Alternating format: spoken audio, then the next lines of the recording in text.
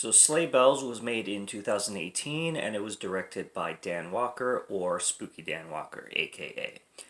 This is a horror comedy film, I would say. What we have going on is basically these three kind of cosplay looking girls. They're very geeky, very giddy. They have this YouTube show and they're basically YouTube influencers.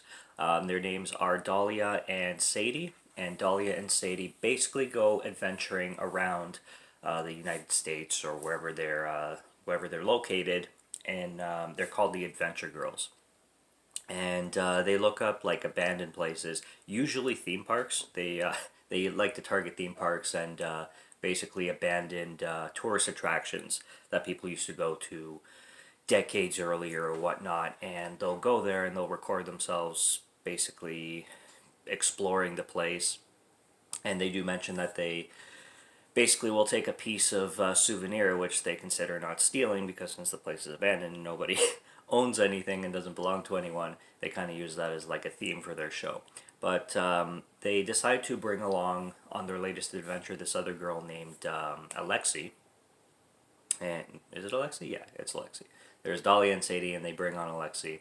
And they go to this place called Santaland. And Santaland has been abandoned for 20 years. When they get there, they get attacked by this giant beast with horns, which ends up being Krampus.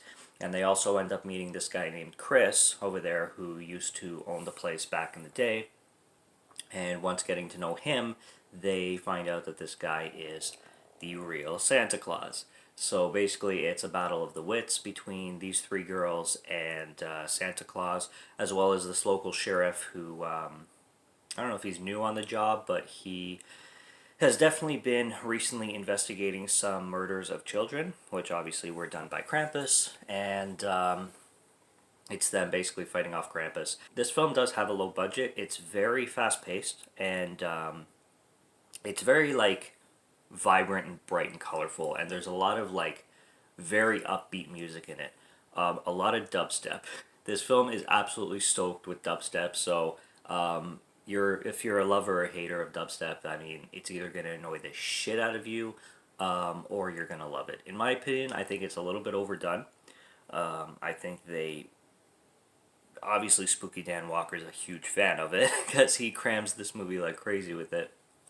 And not that it doesn't kind of fit the themes and the scenes going on in the films, but yeah, there's definitely a lot of it. So if you're a lover of dubstep, you're gonna love it thrown in there. But overall, it's fun. It's also pretty short. Outside of the credits, this film runs at like an hour and 8 minutes. It's a really quick watch.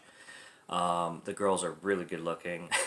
Their personalities are great. They put a lot of comedy into this story, very wisely and very smart, and it's it's a good adventure film. It does feel like a lot of the scenes are made for YouTube in a sense. Like it does feel like that influencer. Like I watched this film recently called Spree, which is about Instagram or social media influencer and stuff like that. And the whole film is shot as if it was from the perspective of an influencer and the content that an influencer would make.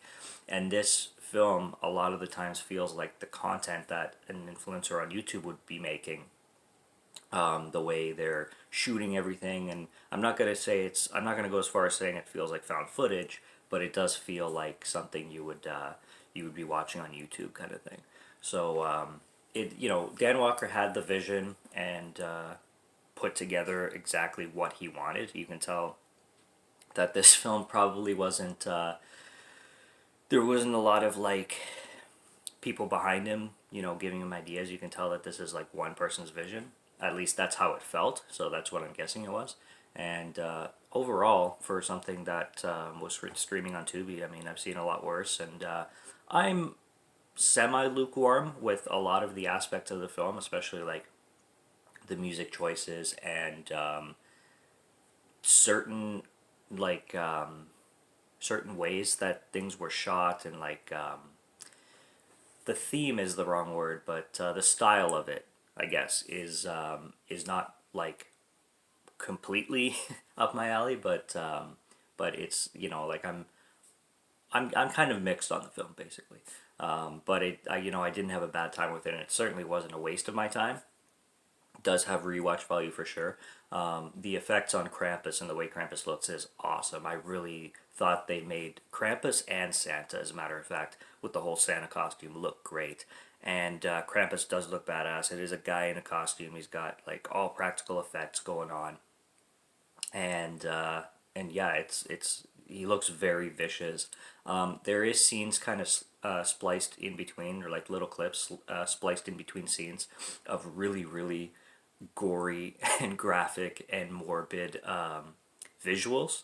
You do see a lot of like gore and guts and like hearts being ripped out and stuff like that for like 2 to 3 second intervals throughout the film. So it does have its splatter. The blood and the practical gore is great for a horror film, for a low budget horror film. And it's not a waste of time whatsoever, like I said. It's definitely worth a watch.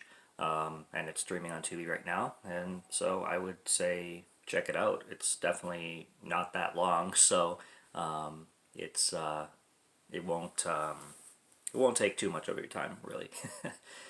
All in all, so that's basically all I got on it though. So it's cool. It's a cool horror comedy, low budget piece of horror, and I'd say go check it out. So subscribe to Morgan Film Fan if you like to listen to my voice or if you like my film reviews. I'll be back with more. Check out the ones already on the channel. And until next review, take care and cheers.